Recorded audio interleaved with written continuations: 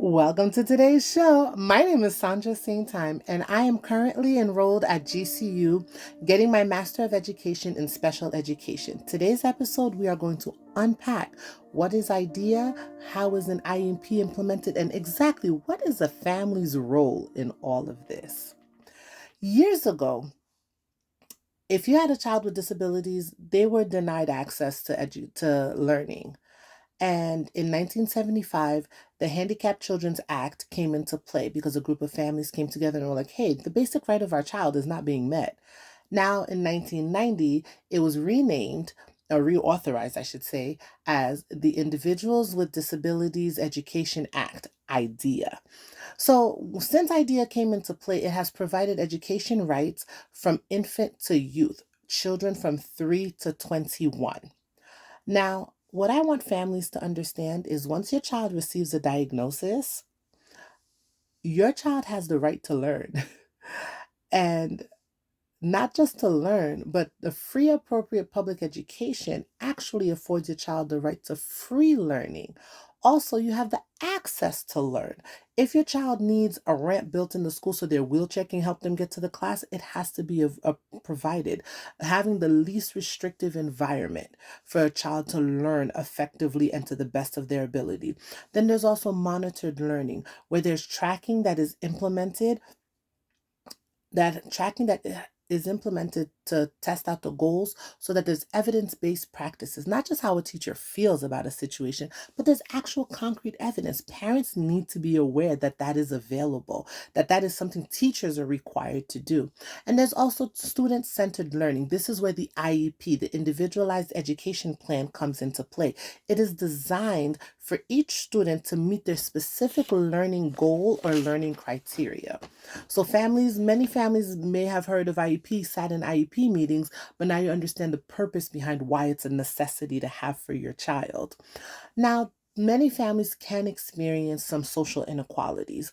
Families that English is their second language or families in low income areas tend to be affected the most because there's either a lack of qualified educators to help their child, or because of the language barrier, they don't feel empowered to ask questions because they may not know how to ask a question. However, with these social inequalities, some of the things that also come into play is the attitude about children with special needs. I have a mother who wanted to keep her son in the private school setting so he would not be tested to be diagnosed. Eventually, we had to sit with her and be like, sis, to make this the best for your child, you really do need to get him to a place to receive the best services. And thankfully, she listened and he's thriving now.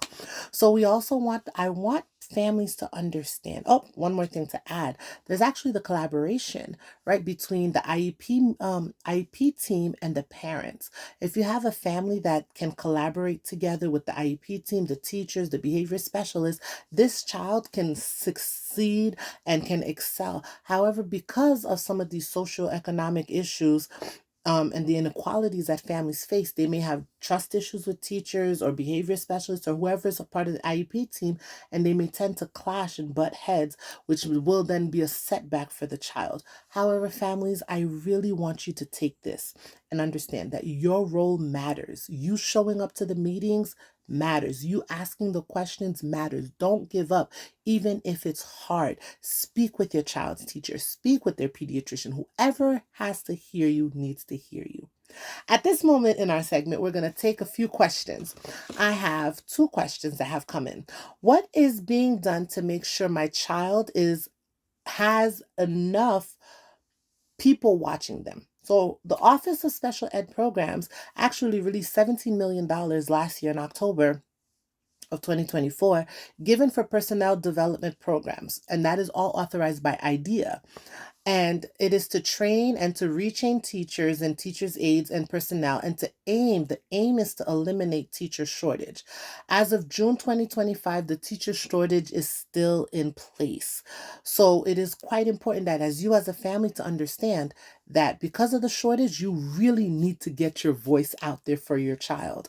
Question number two, my child's IEP is good for the school year. Can I use their IEP when I send them to summer camp? If your child's IEP has an extended school year program written within the IEP, then you can present it to the camp. Now, here's what I want you to understand. It depends on the camp, if they're camps that understand special needs. And also, not every camp will have what you also need, the requirements and services. So it may be useful. It is definitely a good thing to always ask. Well, we're coming to the end of our segment. Remember, parents, advocating for your child is key. Don't allow your social, economic, or religious status to hinder you from seeking what rightfully belongs to your child. Keep speaking, keep seeking. Your child will benefit. As I sign off, I want you to continue to unpack what is needed for your child. Signing off.